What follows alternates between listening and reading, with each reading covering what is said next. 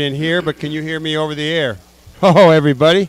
We're listening to let's tuned into the Live from the Heartland show, and we are juggling around with our wires and things, but I think you can hear us over the radio, and we're going to proceed as if you can.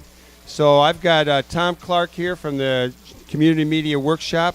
Thom is a neighbor and a longtime pal, and we like to get together and chat about things that are going on. Good morning, Michael. Good morning to you. Happy Mother's Day weekend. It's good to have you here, Thom. Good to see you. And this is a really neat day because you brought your grandson with you. Indeed. I've had this great pleasure as I begin to adjust my work schedule to a 4-day week because I get to watch my grandson every Friday. And this time we have him for the weekend because my son-in-law took my daughter off for a Mother's Day surprise weekend in Florida. So you got him for the whole weekend. And not only is Katie out on an elderhood retreat, but I have a bunch of other elders over in the corner here at the Heartland Cafe helping me watch my grandson this morning. Thank you, guys.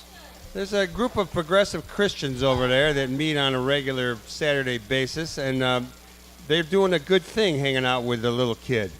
I think that's you should bring them all the time, Thom. I think it's good for those guys. It takes a village to raise a child. They're peeping up from the corner. Okay, well, we were gonna just shoot the bull, as they say in some circles, about a number of things. I'm going to start off by saying that at about 5 o'clock this morning, I started using my phone to look at the news, and one of the things that came up was this kayaker that was rescued in Lake Michigan. Did you follow that story, Thom? As a kayaker, this is one that I'm not up on yet. Michigan Great Lakes kayaking is a particular challenge, but as someone who's done it in Hawaii and Belize and Baja, I would never go out by myself, which apparently is what this guy Well, this did. guy, his name is Matt something, and I'm sorry, but his dad had, what the guy is trying to do is trying to kayak from Chicago to New York City. Right. And he got about 70 feet out or 70 yards out from probably 12th Street Beach, and he got hit by a rogue wave, as they say, and he was overturned. And somebody who lives in a nice high-rise was apparently looking through binoculars and happened to spot him and called 911. And it took about 20 minutes for the fire department, the rescue crews, to get out there with their boat. And when they got there, he did not want to get any help, but he eventually took help. He'd been in the water for a little while, and he's starting off again today. Well, I wish him the best. I hope he has a good wetsuit because Lake Michigan is not a warm, friendly place at this particular time of the year yet. I know. As one who would jump in the water on a monthly basis year-round over a couple of years, I could vouch for it's pretty cold, even in the month of May. So we wish him well and all athletes well who are doing good in the world. And speaking of athletes, it was a rough day on the Chicago front yesterday.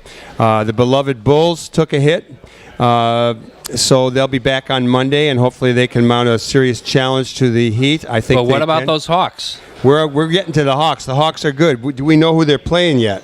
Anybody know who the Hawks are going to play? No, the other series has to finish. We have to finish the other series. Okay, well, we're rooting for what comes our way, because we're going to the Hawks will be victorious. And both the Cubs and the White Sox took a hit yesterday, so we'll see what today brings. Oh, did baseball start? Baseball is rolling, brother. Gee, I thought they were still in spring training the way they've been playing. We got some people coming in. Looks like some famous authors we've had on the radio show. All right. I want to just mention that yesterday, one of the longtime workers at the Heartland Cafe had asked me to show up at Field School here in the neighborhood. And Lorenzo is actually the president of the Local School Council. And he's been doing a lot of serious work around the schools for a few years. And he said, we're going to have a program, an assembly, and I'd like for you to come. And I walked in, and the place was packed with, mothers and some fathers and lots of kids and teachers. And they started off with the usual kids playing their, what do you used to call those little like The recorder. the recorders, and then some fifth grade group choir sang a song, and then they had a little jazz blues group that I thought was kind of big eighth graders. They turned out to be professional guys, but they played instrumentals, a lot of different things, Stevie Wonder tunes, Superstition. I got to say that auditorium was packed and everybody was up jumping around. Well, it was just wonderful. While you were enjoying the local school scene at Field School, I had my grandson Kian downtown at the last spring session of a phenomenal series the Cultural Center runs called Juice Box. And I mention this because for those of you listeners out in the western part of the city, Juice Box is continuing today at the Austin Public Library. This is an effort to invite toddlers. It's the stroller set where they bring in jazz combos of one kind or another, and basically are letting kids go wild under the Tiffany window at Preston Bradley Hall at the Cultural Center for about an hour on Friday mornings. It was just a phenomenal morning. Key and I had a blast. We like it when kids go wild most of the time. But actually at Field School yesterday, that wasn't the end of the show. The next thing that came on were the mariachis. And they had a full-fledged mariachi outfit, and one of them did a real hip move that got the whole crowd laughing and screaming. And I just think that Field School is doing a great job, and we love the Chicago Public Schools. And in a minute, we'll get to talking about the status of the public schools, charter schools, that kind of thing. I want to start off, though, staying local in our little roundup of what's going on from the local to the global here with Thom Clark.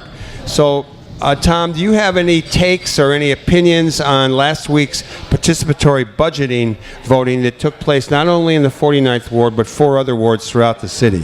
Well, I think that's the story because participatory budgeting has actually become a national movement now. Locally, the Chicago Community Trust is supporting this effort that was modeled by the 49th Ward to bring citizens into the decision-making process around how about $1 million worth of capital improvements can be made from year to year. You know, do we do this street? Do we put a mural here? Do we put an informational kiosk there? 5 wards now are going to begin working on helping develop capital budget projects, and then citizens get a chance to vote on it. Something on the order of 2,500 or 3,000 people voted citywide in these 4 wards last week, 1,500 of which were here in the 49th Ward. We swamped developed. the competition, but then we've been doing it for 3 years. Yeah. And this is, I think, a very exciting effort to engage people in the decision-making about how our bricks and mortar gets done. Now, we can't affect a lot of the budget in a $6 billion city budget for each ward to be, looking and voting on $1 to $1.5 million may not seem all that much. But once again, I think it's the process maybe than the total dollars. It's what's important here. I think people who've been involved with this in the 49th Ward have a far keener sense of the trade-offs between getting potholes fixed versus getting a lakefront pathway fixed up. And there's just, there are limited resources to do those kind of improvements, but we have some voice in letting the aldermen know what we want done next. No, it's a great process, and I think early on people were voting for dog parks and water fountains, etc. over the years. A little bit more now for the streets and the sidewalks. I think it's 60%, maybe 50% of that fund. What is it? $1 million will go to streets and sidewalk resurfacing. There was also a conference last weekend over at Loyola on participatory budgeting that brought people from around the country, and there was some. I think the Occupy people were taking on our Alderman Joe Moore. Do you have any take on that? Yeah, I think that they're a little out of step with how well this is being received both in this ward and in other wards. Their allegation off of some study that was done is that we are not representative in who's turning out to participate in participatory budgeting. And my own feeling was, well, if you don't think enough of the right people in the ward are participating, what are you doing to get people out? Because from my eyes and ears, we've had a pretty intense informational kind of session going on before the vote. You can do early voting, so it's actually not just last Saturday, but the whole week up until then you could have voted on these things. And each year there have been a few more people voting. Anyone who's done voter registration or election day turnout knows the challenge in getting people to actually show up at the polling place. So, quite frankly, as supportive as I've been with some of the other issues Occupy Rogers Park has taken on, I think they're off on this one. And I'm not saying this because I agree with everything that the alderman does. I think he's vulnerable on some other points, but on this one, this is a classic organizer's tax of attacking someone at their strength. Yeah, I kind of agree. As a former community organizer myself, I know that it's a hard process to get people to do things. You have to knock on doors, you have to talk to people, you have to get them involved, you have to work their friends, their family. So I think that it definitely is a goal that participatory budgeting, particularly in a ward like ours, which is so multinational, multi-ethnic, really works in many ways and more creative ways to turn out more people. I think they try to do that, and I think that certainly they'll be working on that in the year to come. In the interest of full disclosure, to take this beyond the 49th Ward, the Community Media Workshop, which I'm the head of, has actually provided a mini grant to In These Times, which is publishing a 4-part series on how participatory budgeting is rolling out in Hyde Park. And their 3rd chapter went up yesterday online. You can read this whole series online. And it's somewhat critical about how few people showed up in that liberal bastion called Hyde Park. The 5th Ward did it for the first time this year, and they had maybe a few hundred folks show up in that otherwise pretty engaged community. So this does take work, and I think that it is also, though, part of a pretty significant movement nationally that falls under the banner of civic engagement, where you're asking people to do a lot more than just vote for a candidate. This involves learning something about your neighborhood and how to best use limited resources to improve your neighborhood. And we look forward to the participatory budgeting process in the years to come. All right, so this is Michael James. I'm your host this morning. My co-host Kathleen Hogan is off on an adventure, and I'm here with our swing guy, Thom Clark, who's been a wonderful friend and a great commentator on this show. And we're going to go down a list of various things from city all the way to international. But I also want to clue you all in that this show, which many of you know, is videoed, I guess we would say, and it shows up at youtube.com/heartlandmedia, is now on CAN TV. And a number of our earlier shows are being shown on CAN TV, and hopefully in the days to come, in the weeks to come, we'll have a schedule. If anyone really is curious about when they can find Live from the Heartland on CAN TV, you can always email me, michael@heartlandcafe.com, and I will route you to that place. Okay, Tom, so let's start with the city. We're sitting right here on the side of the Red Line tracks, and let's talk about the Red Line. The Red Line is about to undergo yet another transformation, rehabilitation. This time it's going to the south side, and unlike up on the north side where we would close a station at a time and keep it going, they're closing a whole other deal. You won't be able to go south of Cermak Road in a week without taking a bus. The Red Line that runs down the middle of the Dan Ryan out to 95th Street will be shut down for 5 months while much needed rehab of rail and ballast and other improvements are done, including more surveillance cameras. It'll be a major change for commuters. We got the most surveillance cameras of anywhere. It'll be a major change for commuters in the south side trying to get to work or trying to get home. I hope the CTA is as well organized as they turned out to be when they closed down north side stations, but we are talking about a significantly larger region of the city, one that is classically serving underserved neighborhoods, and I think this is perhaps the only way they could get this kind of massive rail rehab kind of a job done, but it's going to be a major inconvenience. Some access to the Green Line, if you're north of 63rd, will be be available to commuters, but even that's going to be more of a hassle than a help, I'm afraid. A lot of people are going to end up on 2 buses to get to work. Well, it's rough. I'm sympathetic for the people who are going to have to get up a little earlier and make a lot more effort to transport themselves around. On the other hand, I think that infrastructure transformation does take a commitment on all levels. And the mayor does claim that the final outcome was going to be really appreciated. And, he's just going to have to take a little heat. I don't want to have a knee-jerk reaction to this, but those of us who are old enough remember when those trains on the south side were running to the city and did not stop for people. That was after the blizzard. Right. And Bolandic was the mayor at the time, and that really led to Jane Byrne winning the next election. I'm not making too many analogies here. We'll just see how it all shakes out. But on another front, let's talk about the schools, because I think a poll, 60% of the people in the city do not approve of the mayor's closing of 54 schools. And I think that if you couple the red line to the school closing, it's certainly the black community, the African American community in Chicago, is taking the biggest hit or the biggest confrontation around all this. And they were very much, the African American community helped to elect Rahm Emanuel, and we'll see where that all goes. Well, I think our daddy knows best mayor has stumbled once again around the schools. We all know about the unexpected, as some people saw, teacher strike last year. This is a continuation of downtown deciding what's best for the rest of us.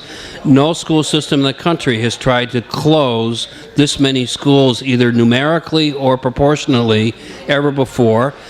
Given the well-oiled bureaucratic setup that we have at Chicago Public Schools, I think a lot of us really second guess whether this system can pull off successfully closing 54 schools.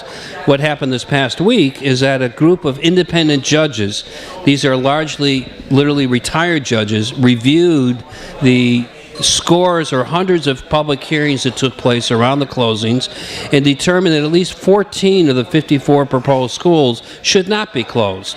And they specifically said in particular cases because you have not ensured the safety of students who have to walk farther or cross gang lines in order to get to their new school, or the new school is not as good as the old school that's being closed, or in other cases they've totally not counted in the special education needs of students who are currently in schools that are set up for their use, but won't be in schools set up that they're being transferred into. So I think the mayor, quite frankly, has stumbled. I'm sure we're going to see them ride roughshod over the independent judge's decision, because the mayor has already announced, I don't think they follow the rules the right way. And whatever rules they were supposed to be following, there were very, very sharp complaints and critiques done around at least 14 schools they feel should be deferred at least for another year before they're closed. The Chicago Board of Education has had some hearings, but just as someone who doesn't have kids in grade school or high school anymore and kind of is watching it, I don't get the feeling, honestly, that the Board of Education is listening to the community anyway. I mean, they've had these hearings. There's no hint of any compromise, of any backing off, of any consideration of some serious questioning of the process. Your take on that? Well, first of all, I don't think this city knows much about the word planning anymore. They just charge ahead. And I'll use a local example. While I'm sure there may be parents within earshot of this radio show this morning who are very pleased that UNO came in and took over the St. Scholastica campus to provide more educational choice to this neighborhood, it was done very last minute last summer, and adjacent grammar schools in this region, Armstrong, Jordan in particular, I'm not sure about Field, are being pretty dramatically impacted by a suddenly new 500-seat school being run, and UNO's now applied to extend the grammar school up through the high school years, which was not part of the original deal that our aldermen and other people agreed to. I'm not saying anything at the moment about UNO, which has been in the papers having its own problems about how it spends state money and all that, nor am I second-guessing their educational program. I am suggesting, however, this is a representative of really poor planning. How can you put 500 new classroom seats in a community and not take into account how that might impact the other schools in the neighborhood? Well, one of the ways it impacted, I know Field School, the new Field School, was that, UNO pulled mostly Latino students out of these other schools. And this is a neighborhood that has prided itself on and built itself and promoted itself that we're diverse. We recognize that sometimes people who want diversity, I'm up for class diversity, but you had a situation where lots of Latino kids were pulled out of these schools, and I think that was unfortunate. And we will follow UNO and charter schools on this program in the weeks, months, and years to come, because we are advocates of at least a fair deal for the public schools when all this money is going into the charter schools. And the testing shows that they don't really produce better results. They're no better, in some cases worse, but the major advantage is that you have independent management, and to the extent that that means independent from downtown, I think it's a good idea. It's not even necessarily an anti-union thing anymore. UNO itself, the teachers have just voted to form a new union, and indeed the private school that the mayor's own kids go to down on the south side is itself a unionized private school. So that's not really the issue anymore as far as I'm concerned. I do think when you have kids' futures in your hands, better planning is needed than what we've been seeing so far, and that's why people are upset. Thom Clark, you mentioned the lab school. I just want to call people's attention to the Reader this week. Ben Jarofsky has a piece in there which has a picture of Arnie Duncan, Obama, and Mayor Emanuel. I don't know if Duncan's kids went to the school, but he graduated from the lab school. Obama's kids went to the lab school. Rahm's kids are at the lab school. My wife teaches at the lab school. And, one of the things that I've always encouraged her to, I know, there's a lot of grumbling from progressives about Obama's education program. And I've always asked her you should write something, Paige. She said, well, it doesn't really work that way. And then Jarofsky hit it yesterday. Right. So absolutely. I want people to check that article out. We have another guest coming up in a little bit, and that would be John McDonald, who has played a lot of blues in his lifetime, and he will be up in a little bit. I just want to clue you all in, those of you who got the advance notice and are waiting for the more musical, cultural segment of this. Tom and I are going to do a rapid fire through a few other things that I got up early this morning and was making a list. Let's move to I'm just going to mention briefly that there is an issue in the city here about the ward remap. And Tom Gagan is a lawyer, a famed labor lawyer, who will be on the show to talk about that remap on the 25th, on May 25th. So get ready for that one. Listen in, that'll be good. Let's go to the state. There's two bills that got passed, one in the House, Madigan's bill, which certainly the unions don't like as much as the Cullerton bill in the Senate that passed. The governor indicates he's not as favorable toward Cullerton's bill in the Senate as he is unfortunately, toward the Madigan bill. What's your take on where this is going? Because it's I don't think Cullerton's bill, while it satisfies the unions who might not sue, I don't think Cullerton's bill saves enough money. I don't think it solves the problem, which is this humongous almost $100 billion pension deficit that we're dealing with. Madigan's bill might solve it better, but it is probably more vulnerable to lawsuits by various unions. The real issue is that both bills kind of kick this thing down the road another 30, 40, 50 years. That's probably a better barometer on how huge this problem is, that it would take as long as 30 years to catch up on what we have promised retired workers for the state to get on their retirement. This is a problem that we've continued to ignore. It gets editorials all the time. I bet that the the two leaders of the House and the Senate will come to some agreement about which bill gets voted on by the respective houses. My concern is that the Madigan bill might just involve a lot of lawsuits for another 2 years without the problem being solved. Yeah. And Cullerton's bill just doesn't save enough money. I think we have to tax the rich a little bit more. Really? that would be my. If I was running the show, that's what I would do. Okay, let's. What's your sense about the prospects of the gay marriage bill getting through both chambers of the House? They seem to be less than a half dozen votes short, and I'm not sure why, when there was so much momentum coming out of the winter and we seem to be so close, why this ended up being kind of stalled. But they're obviously not going to call the bill unless they are sure they have all the votes they need. And in another week or two, they need more votes than they currently have. So this is another issue that we all thought was pretty close to being solved that may be booted off to a veto session in the fall.